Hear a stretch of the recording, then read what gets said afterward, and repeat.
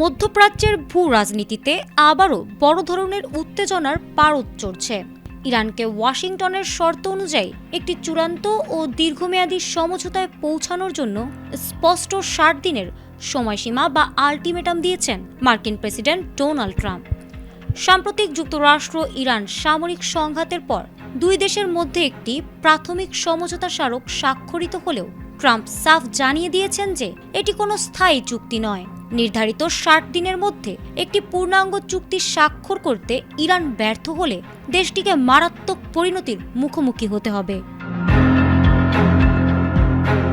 ট্রাম্পের এই আল্টিমেটামের মূল লক্ষ্য হল ইরানকে তাদের পারমাণবিক কর্মসূচি পুরোপুরি বন্ধ করতে বাধ্য করা।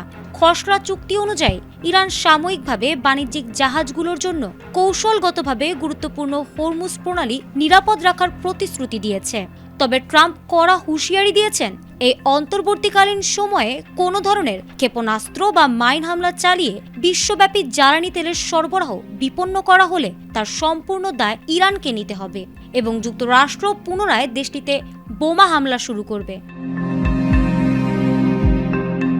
যদিও প্রাথমিক সমঝোতা অনুসারে আগামী ৩০ দিনের মধ্যে যুক্তরাষ্ট্রের নৌ অবরোধ শিথিল করার কথা রয়েছে, তবুও স্থায়ী শান্তির বিষয়টি এখনও অনিশ্চিত। ট্রাম্পের এই কঠোর অবস্থানকে জি7 ভুক্ত দেশগুলো সমর্থন জানালেও আন্তর্জাতিক বিশ্লেষকরা মনে করছেন এই আল্টিমেটাম মধ্যপ্রাচ্যে দীর্ঘস্থায়ী স্থিতিশীলতা আনবে নাকি নতুন কোনো যুদ্ধের সূচনা করবে তা পরবর্তী ৬০ দিনের ঘটনাবলীর ওপরই নির্ভর করছে।